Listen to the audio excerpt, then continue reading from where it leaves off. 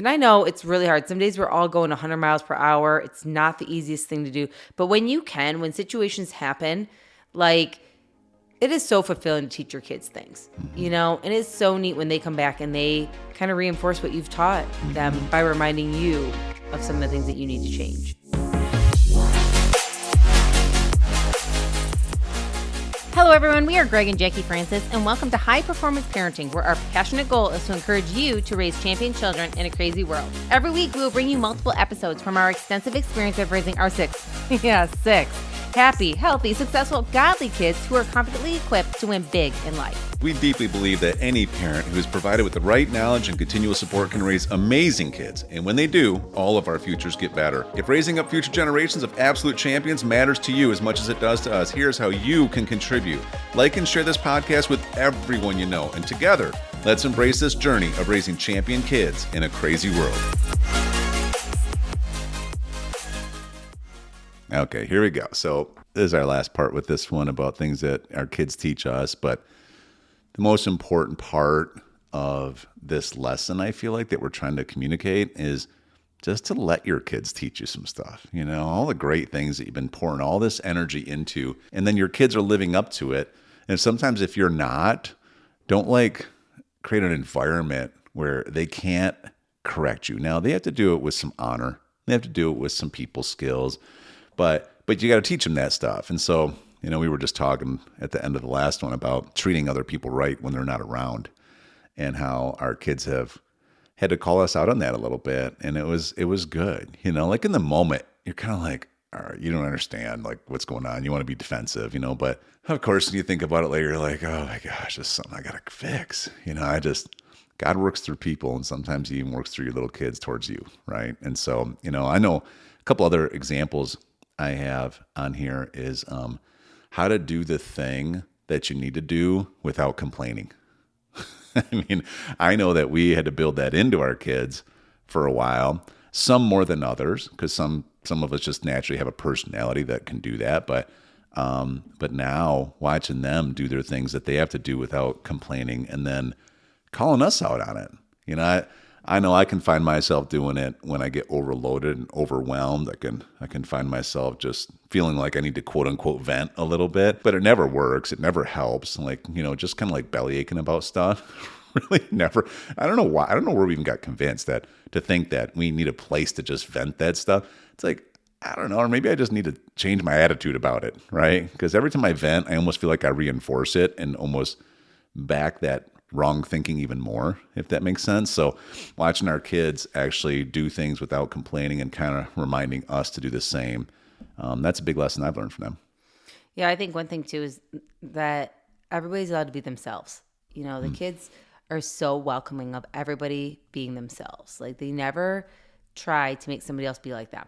And that's one thing that I think is so neat about, you know, learning from kids is that they actually enjoy typically being themselves. And they like everybody else to be themselves too. Yeah. And when we don't allow each person to be themselves, it really just causes anxiety, you know? And I give this example sometimes because usually when we're doing projects, Greg has his way of like, he likes things done his way. He's usually thought it through. And even if it's not like the best way, it's the way that will work because you put it together. That's for sure. It's the best way. And so typically, you know, he has a helper, and it can a lot of times be Drew's because you guys are kind of doing, you know, a lot of projects together. And I can't tell you how many times at the end of a project, you know, because you and I are kind of like, let's get the project done, we sometimes forget like our people skills. Yeah. You know, with our own kids. Yeah, I know. I experienced this firsthand. When was it? It was a couple weeks ago. Drew's has like a bike shop here for our bikes because when we go on bike rides, it seems like a handlebar breaks or Pedal. A brake thing comes off or, you know, a flat tire happens. Oh, they're holding a pedal. Like, really? And, you know, when we go on a bike ride, there's 8 of us. So the likelihood of something going wrong with one of them is kind of high. It seems like. It wasn't until here, I swear. Yeah. I don't know. There's all these weird like thorns out of bushes here that can pop tires and stuff that you don't even know they're there. Anyways, but a lot of times, as you were saying, when I'm in a hurry, I'm trying to get something done. I want just to be helped the way I need help. And sometimes when Drew's is trying to like overhelp, his heart is so right, but I'll get pretty snippy with him, and I'll correct him pretty harshly. And then I kind of justify it through just, don't even want to be doing this, or I'm just tired of doing this, or it's taking too long and whatever. And I get it. It's something I got to fix. You do the same thing, right? But the other day, Drew's was fixing something on one of the bikes, and I think it was Ellie that was there. And I literally hear him yell at her and be like, help me the way I want to be helped, or don't help at all. I'm like, I literally wanted to go be like, I'm like, oh, ruh-roh. Like, that is like a word for word statement I've probably said to him 6 times, you know what I mean? 6? All right, maybe 6 times 6, but it's kind of like forgiveness. Not just 7 times, 7 times 70. Yeah. Have you ever read that? Yeah. Put your eyebrows down. No, you put your eyebrows down. Yours are coming out of your forehead. Stinkerific eye. Yeah. So, anyways, it's just I've learned from it, because when you see it, I'm like, but you know what? I mean, for a little bit, I kind of beat myself up about it, and then I just like, oh, okay, I just gotta fix it. I just gotta fix it, and it'll all get fixed from us down. When I start having more patience, he'll have more patience, and he's just in such an impressionable age that I just have to be very aware of that, and it just takes a little bit more patience, right? Yeah. It's something they teach us definitely about that. You want to talk about some of the things you do wrong that have been duplicated? Because, I'm sure our audience would like to hear those things. I don't have many examples. Yeah, I know. That's when you go quiet. You're just mad because you got called out by Drew. Not mad at me. You're mad at your dad. Stop promoting movies that we don't even promote. Like, we don't even... That's another lesson, probably for our kids. Don't watch bad movies, because they never leave your mind. That's an understatement of the year. Okay. We were literally, not to go down this path, but... Oh, boy. Where are we going? Down the path. Okay. We watched movies growing up, you and I did. And there was a couple of them we were like, oh, man, these are great movies for the kids. Like, oh, my gosh, we should watch this as a family. Yeah. Like, what was it? Like Home Alone. Yeah, we were like, this thing's hilarious, guys. Remember we set up a Christmas night? We're like, oh, the kids are probably really like we set up a movie night. Everybody sits down on the couch. This movie comes on. The stuff these kids were saying to their parents, the stuff they were saying to each other. Then they like lock the kid in a room or something. All of a sudden they take off in an airplane, leave their kid. But I'm like, okay, we got to stop this movie. You guys. And burglars are getting in while he's by his, like, I'm like, so we're never leaving again. Like, our kid, what? Our kids are just looking at it like, what is happening? And why are we watching this, Mom and Dad? And they didn't know if they should laugh because we suggested the movie, or like if they should just endure it. Like, they're like, and you and I look at each other like, just kidding, guys. Like, I know. And then later, of course, somebody innocent will come up and be like, so your mom and dad had let you guys watch that when you were little? Just all nice and innocently. How old were you? And I'm like... And we're kind of like, yeah, I think we can do it better from us down, We were just laughing to ourselves. We went to bed that night. We're both like, what? It's so funny, though, because sometimes you watch movies today and you're just like, oh, my gosh, so much garbage in movies. But then when we look at the movies from 25 years ago, 30 years ago, whatever. Yeah, we're not promoting movies. In fact, if you're listening to this with your kids, they've been bad forever. Yeah. They've been bad the whole time. And that's why they still kind of randomly fall out of your mouth sometimes. Statements from different stuff, etc. So anyways, all right, well. Yeah, so learn from our kids. Certain movies are not good movies to watch. Yeah, how to protect your mind, right? They're teaching us how to protect ours Protect your too. ear gates and your eye gates. My goodness, right? But it is true, though. Like, that's something that we've built into them. And to this day, I mean, Abby's so good about it. Most kids are. Probably all of them are, actually. Well, and some of them have learned the hard way to be. Some have had to learn the hard way, but, whether it's reading a book and all of a sudden it's talking about stuff that you don't want in your head, it's like, whatever. Just use an example. Yeah. The whole family, parents passed away, and then this was the deal. And it's like, you put that stuff in your head when you're 8 years old, and all of a sudden, now you're having nightmares about this. Now you create a fear. Yeah. A spirit of fear in you that this could happen every time your parents leave the house. And we're like, no, we're got.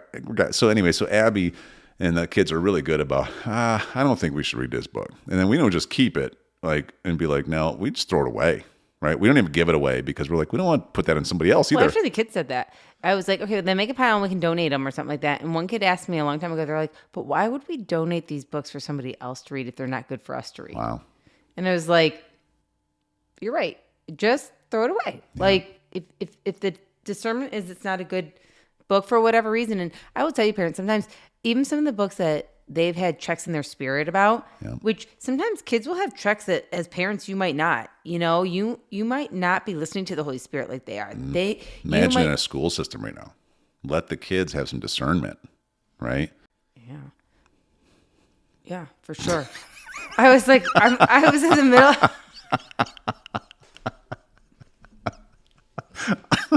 Okay, focus. And you wonder where the stink guy is. Just focus, will you? You need to concentrate.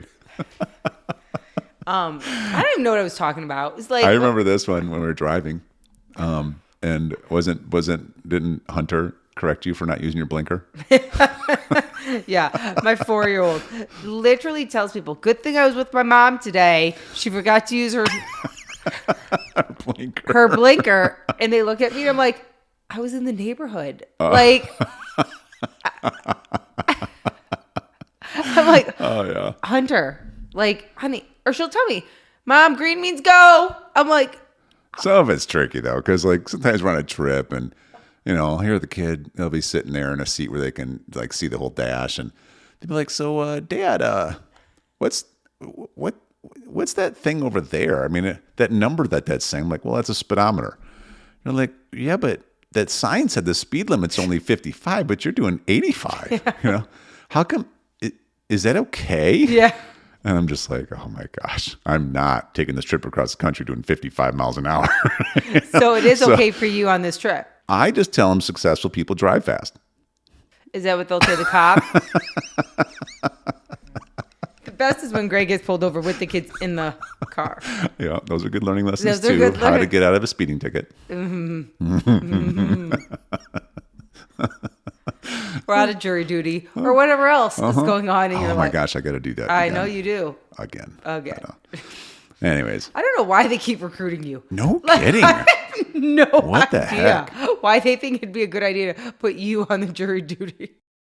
I remember though the one speeding ticket. Which one? Yeah, the one. And before or after we hired the lawyer? Yeah. So the kids, I actually got a ticket that time. I was taking them to gymnastics, I think. Great. And I'm like, okay. But I was teaching them, like, okay, let me explain to you how I'm going to talk to this police officer. Like, and like, see, I pull all the way off the road, so this way it's safe for the guy. I don't want him to be out there in traffic. I want to show him respect and show him honor. I'm not going to lie about anything, and they're like, okay, and they did it, and it went better. He gave me a big discount on the amount that it was, because it could have been a lot worse. And then I said, okay, and they're like, well, what are you going to do now, Dad? And I said, well, now I'm going to actually, oppose this. And really, how does that work? And I taught them the whole process of just going through that and how to use people's skills and how to be honest, but still use people's skills and ask for some grace. And it was funny because they were so into it. They were just like, sure. Oh, how did your meeting go with the attorney tonight? They were invested in this. We are for sure digressing here. So totally. We won't talk about the time when we got pulled over 20 minutes away from our house. Oh my gosh. On our way to Florida. 20-hour drive. And our dog almost 8 of us, 3 dogs in the car. The dog almost came through your side of the And we have window. A 22-hour drive ahead of us. We started driving like 10 o'clock at night, and we're 20 minutes into it. And you're already speeding. And we got pulled over. And the guy was just like, wait, what are you doing? I'm like, no, we just started. I just told him the truth. Dogs are going, row, row, row, row, row, like trying to get through the window at this guy. They can't hardly see him. He looks kind of shadowy because it's just dark. Well, it was so dark.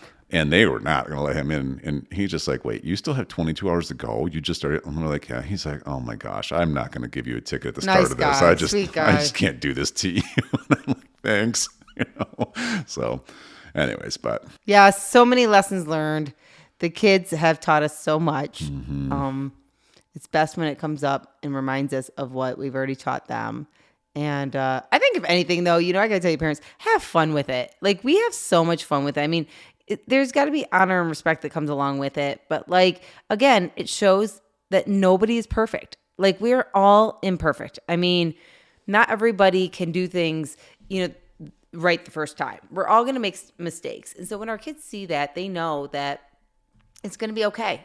You know what I mean? That mom and dad are going to need to be reminded. They're going to need to be reminded. It's nothing to be embarrassed about, nothing to shy away from, that we can all, learn and grow and change. Right. And when we do it, then we feel more confident to know what we're going to do in the future. And I think too, it also, whenever like there's an opportunity to teach your kids, and I know it's really hard. Some days we're all going 100 miles per hour. It's not the easiest thing to do. But when situations happen, like, it is so fulfilling to teach your kids things, and it's so neat when they come back and they kind of reinforce what you've taught them by reminding you of some of the things that you need to change. And even the situations with getting a ticket or whatever the case may be, those are situations that you naturally could be really upset about. You could handle it, differently. You could be mad at yourself and like be upset about it and stuff like that. But the truth was, you were speeding. You know what I mean? So let's just own it. Let's talk about it and let's move on with it. And the kids are so appreciative that then they know what they can do for the future. How come when I get things in the mail that are pictures of you going through red lights and stuff, and then then you deny them though? Like, how does that play in? You mean I deny that I was driving it? Because I'm not driving it. I see your face in my dashboard. That's such a lie. And you want me to be responsible? Are you kidding me? I'm not falling for your junk. Denial, honey. It's called denial. I'm going to have the kids teach you a few things, okay? Right on it, Rose. Hey, everyone. Thanks for listening, and thanks for your love and support. We hope that today's episode added tremendous value to you and your family. It would mean so much to us if you would partner with us on our mission of helping parents around the globe raise champion children in this crazy world. To do so, simply take a moment to like and share this podcast with everyone in your network. And we have great news. You get more of us. You can expect new episodes every Monday, Wednesday, and Friday mornings. So be sure to consistently tune in with us and enjoy our show. See you next time.